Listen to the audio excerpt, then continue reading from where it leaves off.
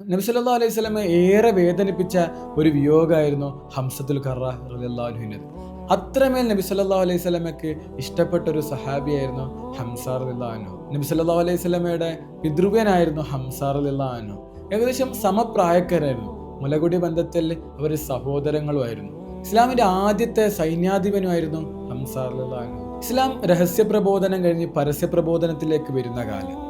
മക്കാർക്കൊക്കെ ഇസ്ലാം മതം സ്വീകരിച്ചവരെ അടിക്കാനും ഉപദ്രവിക്കുക എന്നുള്ളത് ഒരു ഇഷ്ട വിനോദമായിട്ട് മാറിയിരുന്ന ഒരു കാലമായിരുന്നു അത്.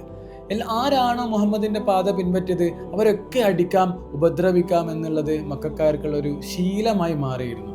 ഒരുപാട് ധീര സ്വഹാബികളൊക്കെ അന്ന് മരണപ്പെടുകയും അന്ന് ഒരുപാട് ഉപദ്രവങ്ങളൊക്കെ സഹിക്കുകയുണ്ടായിട്ടുണ്ട്. സുമയ്യ റളിയല്ലാഹു അൻഹയൊക്കെ ഒരുപാട് ക്രൂരതകൾ സഹിച്ചാണ് അന്ന് മരിക്കുന്നത്. അത്ര പോലും ഇസ്ലാമിന് വേണ്ടി ചോദിക്കാനും പറയാനും ആരും ഇല്ലാതിരുന്ന കാലം. കൊടിയ പീഡനങ്ങളും അക്രമങ്ങളും സഹിച്ച് തൗഹീദ് എന്നൊറ്റ ആശയം മാത്രം പിടിച്ച് ഇസ്ലാം മുന്നോട്ട് പോകുന്ന കാലം. ഈ സമയത്താണ് ഒരിക്കൽ കഅബാലയത്തിൽ വെച്ചിട്ട് അബൂജഹലും കൂട്ടരും നബി സല്ലല്ലാഹു അലൈഹി വസല്ലമയെ അനുയായികളെയും ഉപദ്രവിക്കുകയും പരിഹസിക്കുകയൊക്കെ ചെയ്യുന്നത്. ഇതിലൊന്നും പെടാതെ മാറി നിൽക്കുന്ന ഒരാളായിരുന്നു ഹംസ റളിയല്ലാഹു അൻഹു. അദ്ദേഹം ഒരു വേട്ടക്കാരനായിരുന്നു. ഒരു ദിവസം വേട്ട കഴിഞ്ഞ് മക്കയിലേക്ക് തിരിച്ചു വരുന്ന സമയത്ത് ഒരാൾ ഹംസ റളിയല്ലാഹു അൻഹുവോട് ചോദിക്കുകയാണ്, നിങ്ങളുടെ ബന്ധുവല്ലേ മുഹമ്മദ്? അവനെ അബൂജഹലും കൂട്ടരും കഅബാലയത്തിന്റെ മുന്നിൽ വെച്ച് ഇന്നലെ ഒരുപാട് ആക്രമിക്കുകയും പരിഹസിക്കുകയും ഒക്കെ ചെയ്തിട്ടുണ്ടായിരുന്നല്ലോ. നിങ്ങൾ ഇതൊന്നും അറിയുന്നില്ലേ ഹംസ എന്ന് ചോദിക്കുന്നുണ്ട്. ഇത് കേട്ട് ഹംസ റളിയല്ലാഹുവിന്റെ രക്തം തിളക്കുകയാണ്. ദേഷ്യപ്പെട്ട് ഹംസ റളിയല്ലാഹു കഅബാലയത്തിലേക്ക് നീങ്ങുകയാണ്. ഹംസ റളിയല്ലാഹു വളരെ വേഗത്തിൽ കഅബാലയത്തിലേക്ക് പാഞ്ഞെടുത്ത് വരുന്ന കണ്ടിട്ട് അവിടെയുള്ള മക്കക്കാരൊക്കെ പേടിക്കുകയാണ്. കാരണം അത്രയും ശക്തിശാലിയും ശൂരനും പരാക്രമിയുമാണ് ഹംസ. ഹംസ എന്തിനാണ് ഇപ്പം നമ്മുടെ ഇടയിലേക്ക് പാഞ്ഞു വരുന്നത് എന്ന് അറിഞ്ഞ് മക്കക്കാർക്കൊക്കെ ഉള്ളിലൊരു പേടിയുണ്ട്. ആ മുഹമ്മദിനെ അടിച്ചത് അല്ലെ മുഹമ്മദിനെ ഉപദ്രവിച്ചത് ഹംസ അറിഞ്ഞു കാണുമോ എന്നുള്ളൊരു വലിയ പേടി അവിടെ ഉണ്ട്. പക്ഷെങ്കിലും അന്നൊന്നും മാരിയാക്കാതെ അബൂജഹലും കുറച്ചുപേർ അവിടെ ഇരുന്നു. ബാക്കിയുള്ളവരൊക്കെ ഹംസ റളിയല്ലാഹു അൻഹു അടുത്തെത്തും തോറും എഴുന്നേറ്റ് നിന്ന് ഓടി മാറാൻ തുടങ്ങി. കഅബാലയത്തിന്റെ മുന്നിലെത്തിയ ഹംസ റളിയല്ലാഹു അൻഹു തന്റെ കുതിരപ്പുറത്ത് നിന്ന് ചാടി ഇറങ്ങുകയാണ്. നേരെ അബൂജഹലിന്റെ അടുത്ത് ചെന്നിട്ട്, നീ എൻ്റെ മുഹമ്മദിനെ ഉപദ്രവിച്ചോ അംർ ഇബ്നു ഹിശാം എന്ന് ചോദിക്കുകയാണ്. അവൻ പുതിയ മതം കൊണ്ടുവന്നിട്ടുണ്ട്, അവൻ നമ്മുടെ ദൈവങ്ങളൊക്കെ നിഷേധിക്കുകയാണ് ഹംസ, അതുകൊണ്ടാണ് ഞാൻ അവൻ അങ്ങനെ ചെയ്തതെന്ന് പറയുമ്പോഴേക്കും ഹംസ റളിയല്ലാഹു അൻഹു തൻ്റെ വില്ലെടുത്ത് അബൂജഹലിനെ അടിക്കുകയാണ്. എന്നിട്ട് പറയാണ്, ഞാനും അവൻ്റെ മതത്തിൽ വിശ്വസിച്ചിരിക്കുന്നു, നീ ധൈര്യമുണ്ടെങ്കിൽ എന്നെ എഴുന്നേറ്റ് അടിക്കുക അംർ ഇബ്നു ഹിശാം എന്ന് പറയാണ്. അവിടെ ചുറ്റുള്ളവരൊക്കെ പേടിച്ച് മാറുകയാണ്. കാരണം അബൂജഹൽ എന്ന് പറയുന്നത് അന്നത്തെ മക്കയിലെ ഏറ്റവും വലിയ കച്ചവടക്കാരനും പ്രമാണിയും വീരനും ശൂരനും പരാക്രമിയൊക്കെ ആയിരുന്നു. അബൂജഹലിനെ നേരിടാൻ മാത്രം ശക്തിയുള്ളവരാരും അന്ന് മക്കയിൽ ഉണ്ടായിരുന്നില്ല. മുസ്ലിങ്ങളെ രണ്ടുപേരെ നീ തന്ന് ശക്തിപ്പെടുത്തണേ നാഥ എന്ന് റസൂൽ കരീം സല്ലല്ലാഹു അലൈഹി വസല്ലം പ്രാർത്ഥിച്ചതിൽ ഒരാൾ ഉമർ ബിൻ റളിയല്ലാഹു അൻഹുവും മറ്റേത് അബൂജഹലുമായിരുന്നു. അത്രയും ശക്തിശാലിയായ അബൂജഹലിനാണ് ഹംസ റളിയല്ലാഹു അൻഹു അന്ന് വന്ന് അടിക്കുന്നത്. എന്നിട്ട് എല്ലാവരോടായിട്ട് പറയാണ്, ഞാൻ മുഹമ്മദിന്റെ മതത്തിൽ ഇതാ ഇന്നു മുതൽ വിശ്വസിച്ചിരിക്കുന്നു, മുഹമ്മദിന്റെ അനുയായികളിൽപ്പെട്ട ഒരാളാണ് ഞാനും, മുഹമ്മദിന്റെ ഓരോ അനുയായിയെ തൊടുന്നതും എന്നെ തൊടുന്നതിന് സമമാണ്. ഹംസയോട് നേരിട്ട് യുദ്ധം ചെയ്യാൻ ധൈര്യമുള്ള ആരെങ്കിലും ഉണ്ടെങ്കിൽ ഇപ്പം വരാൻ പറയാണ്. അതോടുകൂടി അവിടുന്ന് കഅബാലയത്തിലെ ആളുകളൊക്കെ ശൂന്യമായി പോവുകയാണ്. പക്ഷെ അന്നത്തെ ഒരു ആവേശത്തിൽ പറഞ്ഞതാണെങ്കിലും ഹംസ റളിയല്ലാഹു അൻഹു പിന്നീട് ചിന്തിക്കാൻ തുടങ്ങി. കാരണം അതുവരെ വിഗ്രഹാരാധനയിൽ ഏർപ്പെട്ടിരുന്ന ഒരാളായിരുന്നു ഹംസ റളിയല്ലാഹു അൻഹു. പക്ഷെ എന്തിനു തന്നെയായാലും ഞാൻ മുഹമ്മദിനെ ചെന്ന് കാണട്ടെ എന്ന നിശ്ചയത്തിൽ അദ്ദേഹം മുഹമ്മദ് നബി സല്ലല്ലാഹു അലൈഹി വസല്ലമയുടെ അടുക്കലേക്ക് ചെല്ലുകയാണ്. ഈ കാര്യങ്ങളൊക്കെ അറിഞ്ഞ് മുഹമ്മദ് നബി സല്ലല്ലാഹു അലൈഹി വസല്ലം ഹംസ റളിയല്ലാഹു അൻഹു വന്നത് കണ്ടിട്ട് വാരിപ്പുണരുകയാണ്. ഹംസ റളിയല്ലാഹു അൻഹുവിനെ കെട്ടിപ്പിടിച്ച് കരയാണ് നബി സല്ലല്ലാഹു അലൈഹി വസല്ലം. ആ സമയത്ത് സന്തോഷത്തിന്റെ കണ്ണീരുകൾ നബി സല്ലല്ലാഹു അലൈഹി വസല്ലമയുടെ കണ്ണിൽ നിന്ന് ഇങ്ങനെ വരികയാണ്. അതിൽ തന്നെ ഹംസ റളിയല്ലാഹു അൻഹുവിന്റെ മനസ്സലിയുകയാണ്. ഇനി എന്തെന്നെ വന്നു കഴിഞ്ഞാലും ഞാൻ എൻ്റെ മുഹമ്മദിന്റെ മതത്തിൽ വിശ്വസിക്കുന്നു എന്ന ഉറച്ച തീരുമാനം ഹംസ റളിയല്ലാഹു അൻഹു അന്നേരം എടുക്കുകയും ഷഹാദത്ത് കലിമ ചൊല്ലി ഇസ്ലാമിലേക്ക് വരികയാണ്. ഹംസ റളിയല്ലാഹു അൻഹു വന്നതോടുകൂടി ഇസ്ലാമിൻ്റെ മുഖച്ഛായ തന്നെ മാറാൻ തുടങ്ങി. ഇസ്ലാമിലേക്ക് ശരിക്കും ഇസ്ലാമിൻ്റെ ഒരു കാരണവർ വന്ന പോലെയായി. അതുവരെ ആരും ചോദിക്കാനും പറയാനില്ലാത്ത മുസ്ലിങ്ങൾക്ക് അന്ന് ചോദിക്കാനും പറയാനൊക്കെ ഒരാളായി. വഴിയെ പോകുന്നവർക്കൊക്കെ തല്ലാനും ആക്രമിക്കാനും ഉള്ളവരായിരുന്നു അന്ന് മുസ്ലിമീങ്ങൾ. അതിനുശേഷം ആരും മുസ്ലിമീങ്ങളെ തൊടാൻ ഒന്ന് ചിന്തിക്കുകയുണ്ട്. കാരണം എന്തെങ്കിലും പറ്റിക്കഴിഞ്ഞാൽ ഹംസ റളിയല്ലാഹു അൻഹു ചോദിക്കാൻ വരും. ഹംസയെ നേരിടാനുള്ള ധൈര്യം അന്നവിടെ ആർക്കും ഉണ്ടായിരുന്നില്ല. പിന്നീട് അങ്ങോട്ട് ഇസ്ലാമിൻ്റെ എല്ലാ കാര്യങ്ങൾക്കും നബി സല്ലല്ലാഹു അലൈഹി വസല്ലമയുടെ കൂടെ നിന്ന് ചുക്കാൻ പിടിക്കാനും ഇസ്ലാമിൻ്റെ ആദ്യത്തെ സൈന്യാധിപനും അത്രയും വലിയൊരു യുദ്ധ നയതന്ത്രജ്ഞനുമായിരുന്നു ഹംസ റളിയല്ലാഹു അൻഹു. ഹംസ റളിയല്ലാഹു അൻഹുവിന്റെയും ഉമർ റളിയല്ലാഹു അൻഹുവിന്റെയും വരവ് ഇസ്ലാമിനെ കൂടുതൽ ശക്തിപ്പെടുത്തിയെങ്കിലും മക്കയിലെ മറ്റ് അവിശ്വാസികളൊക്കെ മുസ്ലിങ്ങൾക്കെതിരായിരുന്നു. അവർ സംഘങ്ങൾ ചേർന്ന് ഒരുപാട് കുതന്ത്രങ്ങൾ മെനിയാൻ തുടങ്ങി. ഇസ്ലാമിനെ അടിവേരോടുകൂടി നശിപ്പിക്കാൻ അവർ പല കുതന്ത്രങ്ങളും മെഞ്ഞു. ഇതൊന്നും സഹിക്കാനാവാതെ ഹിജ്റ എന്നൊരു ഉപാധി അവരുടെ മുന്നിൽ വന്നു. അങ്ങനെ മുസ്ലിങ്ങൾ എല്ലാവരും മക്കയിൽ വിട്ട് മദീനയിലേക്ക് പോവാണ്. അവരുടെ സർവ്വ സ്വത്തുക്കളും അവരുടെ കുടുംബങ്ങളെയും അവരുടെ ജന്മനാട് ഉപേക്ഷിച്ച് അവർ മറ്റൊരു നാട്ടിലേക്ക് വളരെ പ്രയാസത്തോടുകൂടി പലായനം ചെയ്യാണ്. പലായനം ചെയ്ത് ഇവരെ സ്വീകരിച്ചത് നല്ലവരായ മദീനത്തെ അൻസാരികളായിരുന്നു. പലായനം ചെയ്ത് മദീനത്ത് എത്തിയിട്ടും മക്കക്കാരുടെ ഉപദ്രവം നിന്നിട്ടില്ലായിരുന്നു. അവർ ഒരുപാട് ഉപാധികളും കരാറുകളൊക്കെ വെച്ചിട്ടുണ്ടായിരുന്നു. ഈ കരാറുകളും ഉപാധികളൊക്കെ ഇസ്ലാമിന് പ്രതികൂലമായിട്ടായിരുന്നു അവരുണ്ടാക്കിയിരുന്നത്. ഒരുപാട് ത്യാഗങ്ങളും പീഡനങ്ങളും സഹിച്ച് അവസാനം തങ്ങളുടെ സർവ്വ സ്വത്തുക്കളും മക്കയിൽ ഉപേക്ഷിച്ചിട്ട് മദീനയിലേക്ക് പലായനം ചെയ്തു വന്ന മുസ്ലിമീങ്ങളെ വീണ്ടും വീണ്ടും മക്കക്കാർ ഉപദ്രവിക്കുന്നത് കണ്ടിട്ട് ഹംസ റളിയല്ലാഹു അൻഹു അവരോട് യുദ്ധം ചെയ്യണമെന്ന് നബി സല്ലല്ലാഹു അലൈഹി വസല്ലമയോട് ആവശ്യപ്പെടുന്നത്. പക്ഷേ അതുവരെ അള്ളാഹു സുബ്ഹാനഹു തആലയുടെ വഹി ഇറങ്ങിയിട്ടില്ലായിരുന്നു. കച്ചവടത്തിന് പോയ അബൂ സുഫിയാൻ മുസ്ലിമീങ്ങളെ ആക്രമിക്കാനുള്ള ആയുധങ്ങളും പടക്കോപ്പുകളും ശേഖരിക്കുന്നുണ്ടെന്നുള്ള സന്ദേശം നബി സല്ലല്ലാഹു അലൈഹി വസല്ലമയ്ക്ക് കിട്ടുകയാണ്. അങ്ങനെ ഇവരെ തടയാനായി നബി സല്ലല്ലാഹു അലൈഹി വസല്ലം കൂട്ടരും അവരുടെ അടുത്തേക്ക് നീങ്ങുകയാണ്. നബി സല്ലല്ലാഹു അലൈഹി വസല്ലമയുടെ ഈ നീക്കം അറിഞ്ഞ അബൂ സുഫിയാൻ മക്കയിലേക്ക് തൻ്റെ ഒരു ശിങ്കടിയെ വിടുകയാണ്. അദ്ദേഹം ഒട്ടകത്തിൻ്റെ മൂക്കും ചെവിയും മുറിച്ചിട്ട് മക്കക്കാരുടെ മുന്നിലേക്ക് ചെല്ലുകയാണ്. അദ്ദേഹം മക്ക നിവാസികളോടായിട്ട് ഉറക്കെ വിളിച്ചു പറഞ്ഞു, ഹേ മക്കക്കാരെ, നിങ്ങളുടെ കച്ചവട സാധനങ്ങൾ മാറ്റി വരുന്ന അബൂ സുഫിയാനെയും കൂട്ടരെയും മുഹമ്മദും കൂട്ടരും തടഞ്ഞു വെച്ചിരിക്കുകയാണ്. ഇത് കണ്ടോ, എന്നെയും ഈ ഒട്ടകത്തെയും അവരുടെ കൂട്ടാളികൾ ഉപദ്രവിച്ചു. നിങ്ങൾ എന്ത് കണ്ടിരിക്കുകയാണ് അംർ ബിൻ ഹിഷാം എന്ന് അവിടുന്ന് വിളിച്ചു ചോദിക്കുകയാണ്. ഇത് കേട്ട് ആകെ അബൂജഹലും കൂട്ടരും ആളിക്കത്തി. അവരെ സംബന്ധിച്ചിടത്തോളം ഒരു കാരണം കിട്ടാൻ കാത്തിരിക്കുകയായിരുന്നു. അങ്ങനെ അവർ യുദ്ധത്തിനൊരുങ്ങുകയാണ്. അങ്ങനെ 300 കുതിരകളും 700 ഒട്ടകങ്ങളെയും നടക്കുന്ന ആയിരക്കണക്കിന് പടയാളികളെയും കൂട്ടി മക്കക്കാർ മദീനയെ ലക്ഷ്യം വെച്ച് നീങ്ങുകയാണ്. പക്ഷെ പകുതിയിൽ വെച്ച് അബൂ സുഫിയാനും കൂട്ടുകാരും വളരെ സമർത്ഥമായിട്ട് രക്ഷപ്പെടുകയാണ്. ഈ രക്ഷപ്പെട്ടതറിഞ്ഞ് അബൂ സുഫിയാൻ അബൂജഹലിനോട് കൂട്ടരോടും പറയാണ്, നമ്മുടെ കച്ചവട സാധനങ്ങളൊക്കെ സുരക്ഷിതരാണ്, നമ്മളിനി യുദ്ധം ചെയ്യേണ്ട ആവശ്യമില്ല, നമുക്ക് തിരിച്ചു പോകാമെന്ന് പറയാണ്.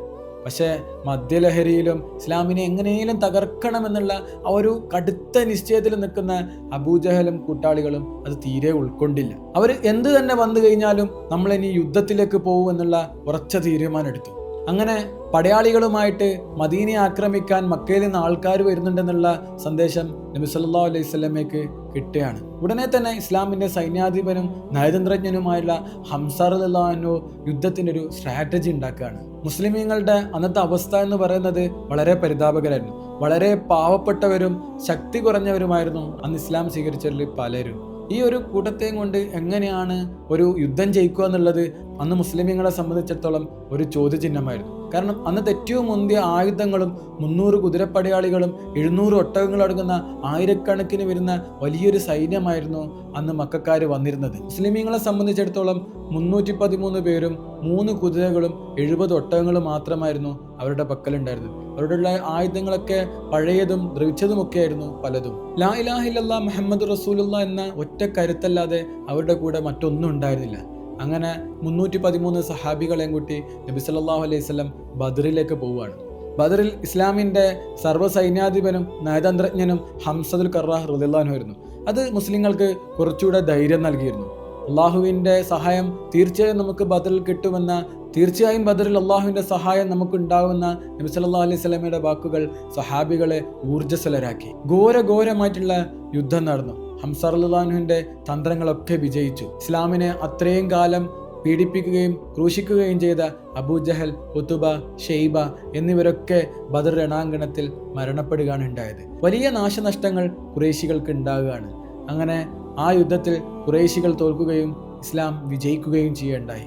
ബദറിലെ മുസ്ലിമീങ്ങളുടെ വിജയം നാടൊട്ടാകെ പരക്കാൻ തുടങ്ങി. ഇസ്ലാം എന്ന് കേട്ട് പലരും നാനാദിക്കിലേക്കും ഇസ്ലാമിലേക്ക് വരാനും ഇസ്ലാം ശക്തിപ്പെടാനും തുടങ്ങി. പക്ഷേ മക്കക്കാരെ സംബന്ധിച്ചിടത്തോളം പിന്നീട് അങ്ങോട്ട് പകയുടെയും വെറുപ്പിൻ്റെയും നാളുകളായിരുന്നു. ഹിന്ദിനായിരുന്നു ഏറ്റവും കൂടുതൽ വെറുപ്പുണ്ടാക്കിയിരുന്നത്. കാരണം ഹിന്ദിൻ്റെ പിതാവും സഹോദരനും ആ യുദ്ധത്തിലായിരുന്നു മരിച്ചിരുന്നത്. ഹിന്ദിൻ്റെ നാളുകൾ പിന്നീട് ഇസ്ലാമിനെ എങ്ങനെയെങ്കിലും തകർക്കുക എന്നുള്ള ഒറ്റ ചിന്ത മാത്രമായിരുന്നു ഹിന്ദിനുള്ളിൽ ഉണ്ടായിരുന്നത്. ഇത് ഹിന്ദ് മറ്റ് സ്ത്രീകളിലേക്കും വ്യാപിപ്പിക്കാനും പിന്നീട് മറ്റൊരു യുദ്ധത്തിനു കൂടി ഖുറൈശികളെ, മക്കക്കാരെ പ്രകോപിപ്പിക്കാൻ ഹിന്ദ് തുനിഞ്ഞിറങ്ങി. ഈ സമയത്താണ് വഹ്ഷി എന്ന ഒരു അടിമയെ ഹിന്ദ് ശ്രദ്ധിക്കുന്നത്. ചാട്ടുളിയിൽ അതിവിദഗ്ധനായിട്ടുള്ള വഹ്ശിയെ ഹിന്ദ് വിളിക്കുകയാണ്. നിന്നെ ഞാൻ മോചിപ്പിക്കാം, നിനക്ക് ഞാൻ സ്വർണങ്ങളും രക്തങ്ങളും കൊണ്ട് തുലാഭാരം നടത്താം, പകരം നീ എനിക്ക് ഒരു ഉപകാരം ചെയ്യോ വഹ്ശി എന്ന് ചോദിക്കുകയാണ്. വഹ്ശിയെ സംബന്ധിച്ചിടത്തോളം അതൊരു സുവർണാവസരമായിരുന്നു. എന്തും ചെയ്യാൻ വഹ്ശി അന്നേരം തയ്യാറായിരുന്നു. ഹിന്ദ് വഹ്ശിയോട് ആവശ്യപ്പെട്ട ഇതായിരുന്നു, നീ എനിക്ക് മുഹമ്മദിന്റെയോ അലിന്റെയോ അല്ലെങ്കിൽ ഹംസയുടെയോ ആരെങ്കിലും ഒരാളുടെ തല കൊണ്ടുവരികയാണെങ്കിൽ നിന്നെ ഞാൻ മോചിപ്പിക്കുകയും നിനക്ക് ഞാൻ സ്വർണം കൊണ്ടും രക്തം കൊണ്ടും തുലാഭാരം നടത്താമെന്ന് പറയുകയാണ്. വഹ്ശി ഇത് കേട്ടിട്ട് ആകെ സന്തോഷവാനായിട്ട് നിൽക്കുകയാണ്. ഇതിനുള്ള ഒരു ദിവസം കാത്തിരിക്കുകയായിരുന്നു വഹ്ശിയും. ഈ സമയത്താണ് ഉഹുദ് യുദ്ധം പുറപ്പെടുന്നത്. മുസ്ലിമീങ്ങൾ വീണ്ടും യുദ്ധത്തിന് തയ്യാറെടുക്കുകയാണ്. ഇപ്രാവശ്യം മക്കക്കാർ വളരെ സജീവമായിട്ടായിരുന്നു വന്നത്. കാരണം ഖാലിദ് ബിൻ വലീദ് റളിയല്ലാഹു അൻഹു എന്ന അന്നത്തെ ഏറ്റവും ശക്തനായിട്ടുള്ള പോരാളി അന്ന് മുശ്രിക്കീങ്ങളുടെ പക്ഷത്തായിരുന്നു.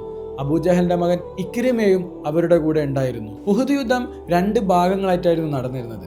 ഉഹുദ് യുദ്ധത്തിൽ ആദ്യം നബി സല്ലല്ലാഹു അലൈഹി വസല്ലം 50 പേരെ ഒരു കുന്നിൻ മുകളിൽ നിർത്തിയിട്ടുണ്ടായിരുന്നു. ആ യുദ്ധം മുസ്ലിങ്ങൾക്ക് അനുകൂലമായിരുന്നു. കാരണം ഹംസ റളിയല്ലാഹു അൻഹു മറ്റ് സഹാബികളുമൊക്കെ ശത്രുക്കളുടെ ചിറകരിഞ്ഞിടുകയായിരുന്നു. അങ്ങനെ ഘോരമായിട്ടുള്ള യുദ്ധം അവിടെ സമാപിക്കാനായി. അങ്ങനെ ഖുറൈശികൾ തങ്ങളുടെ സാധനങ്ങളും സമ്പാദ്യങ്ങളും ഒക്കെ യുദ്ധക്കളത്തിലിട്ട് പിന്തിരിഞ്ഞോടാൻ തുടങ്ങി. ഈ സമയം മുസ്ലിമീങ്ങൾ യുദ്ധമുതലുകൾ സംരംഭിക്കാൻ തുടങ്ങുകയായിരുന്നു. ഇത് മലമുകളിൽ നിന്ന് കണ്ട ഈ 50 സഹാബികൾ വിചാരിച്ചു യുദ്ധം കഴിഞ്ഞു, തങ്ങളുടെ യുദ്ധമുതലുകൾ ശേഖരിക്കാൻ പോകണമെന്നുള്ള ധൃതിയിൽ അവർ കുന്നിൻ മുകളിൽ നിന്ന് ഇറങ്ങി വരികയാണ്. ഈ അവസരം മുതലെടുത്ത് അന്ന് ശത്രുപക്ഷത്തായിരുന്ന ഖാലിദ് ബിൻ വലീദ് റളിയല്ലാഹു അൻഹു ഉഹുദിലേക്ക് തിരിച്ചു വരികയാണ്. അവർ ഇറങ്ങിയ മലമുകളിലേക്ക് ഇവർ പിന്നിലൂടെ കയറി മുസ്ലിമീങ്ങളുടെ അമ്പെയ്ത് ആക്രമിക്കുകയാണ്. എന്ത് ചെയ്യണമെന്നറിയാതെ, ഒരു ഇൻസ്ട്രക്ഷനും കിട്ടാതെ മുസ്ലിമീങ്ങൾ ആ യുദ്ധഭൂമിയിൽ ചിന്നിച്ചിതറി ഓടുകയാണ്. ഈ സമയം മുതലെടുത്ത് വഹ്ശി ഹംസ റളിയല്ലാഹു അൻഹുവിന് നേരെ വിഷം നിറച്ച ചാട്ടുളി എറിയുകയാണ്. അങ്ങനെ ഹംസ റളിയല്ലാഹു അൻഹു ആ യുദ്ധഭൂമിയിൽ പിടഞ്ഞു വീണ് മരിക്കുകയാണ്. ഈ യുദ്ധത്തിലാണ് നബി സല്ലല്ലാഹു അലൈഹി വസല്ലമയുടെ പല്ല് നഷ്ടപ്പെടുകയുണ്ടായി. എവിടെയാണ്, ആരൊക്കെയാണ് ഉള്ളത്, എങ്ങനെയാണ് ഇനി യുദ്ധം ചെയ്യേണ്ടതെന്നുള്ള ഒരു രീതിയും മുസ്ലിമീങ്ങൾക്ക് കിട്ടാതായി. ഈ സമയം വഹ്ശി ഹംസ റളിയല്ലാഹു അൻഹുവിന്റെ നെഞ്ച് കീറി ഉള്ളിൽ നിന്ന് കരള് പുറത്തെടുത്ത് ഹിന്ദിന് കൊണ്ടുകൊടുക്കുകയാണ്. ആ കരള് കടിച്ച് ചവച്ച് തുപ്പിയാണ് ഹിന്ദ് തന്റെ പ്രതികാരം തീർത്തത്. ഉഹുദ് യുദ്ധം സമാപിച്ചപ്പോൾ മുസ്ലിമീങ്ങളെ സംബന്ധിച്ചിടത്തോളം ഒരുപാട് നഷ്ടങ്ങളായിരുന്നു ഉണ്ടായിരുന്നത്. നബി സല്ലല്ലാഹു അലൈഹി വസല്ലമയ്ക്ക് താങ്ങും തണലുമായിട്ടിരുന്ന ഹംസ റളിയല്ലാഹു അൻഹുവിന്റെ മരണം നബി സല്ലല്ലാഹു അലൈഹി വസല്ലം അതീവമായിട്ട് വേദനിപ്പിച്ചു. അതുപോലെ മിസ്അബ് റളിയല്ലാഹു അൻഹുവിന്റെ മരണം, അങ്ങനെ ഒരുപാട് പ്രമുഖ സഹാബിമാരുടെ മരണം അവിടെ സംഭവിക്കാനുണ്ടായത്. പലർക്കും കഫൻ ചെയ്യാൻ പോലും തുണിയില്ലായിരുന്നു അവിടെ. അങ്ങനെ ഉഹുദിൽ ഹംസ റളിയല്ലാഹു അൻഹുവിനെയും പ്രധാനപ്പെട്ട സഹാബിമാരൊക്കെ ഖബർ ചെയ്തു. എന്നിട്ട് പിന്നീട് വരുന്നത് ഹാഫിളീങ്ങളെ, അന്ന് വരെ ഇറങ്ങിയിരുന്ന ഖുർആൻ മനഃപ്പാഠമാക്കിയിരുന്നവരെ ആദ്യം ഖബർ ചെയ്തു. അങ്ങനെ ഹംസ റളിയല്ലാഹു അൻഹുവിനെയും അതുപോലെ വിശേഷപ്പെട്ട സ്വഹാബികളെയും ആദ്യം ഖബറിൽ മറമാടി. പിന്നീട് അതുവരെ ഇറങ്ങിയ ഖുർആൻ മനഃപ്പാഠമാക്കിയിട്ടുള്ള സ്വഹാബികളെ മറമാടി. അങ്ങനെ ഒരുപാട് പേരെ ഒറ്റ ഖബറിൽ തന്നെ മറമാടേണ്ടി വന്ന ഇസ്ലാമിൻ്റെ അതീവ സങ്കടപ്പെട്ടിട്ടുള്ള ഒരു സമയമായിരുന്നു ഉഹുദ് എന്ന് പറയുന്നത്. ഹംസ റളിയല്ലാഹു അൻഹു ശുഹദാക്കളുടെ നേതാവാണ്. ഹംസ റളിയല്ലാഹു അൻഹുവിനെ അസദുല്ലാഹ് എന്നായിരുന്നു വിശേഷിക്കപ്പെട്ടിരുന്നത്. അള്ളാഹുവിൻ്റെ സിംഹം എന്നറിയപ്പെടുന്ന ആ ധീര യോദ്ധാവ് ഉഹുദിൽ മരണമടയുകയാണ്. ഇത് ഇസ്ലാമിന് വലിയ നഷ്ടങ്ങളാണ് ഉണ്ടാക്കിയത്.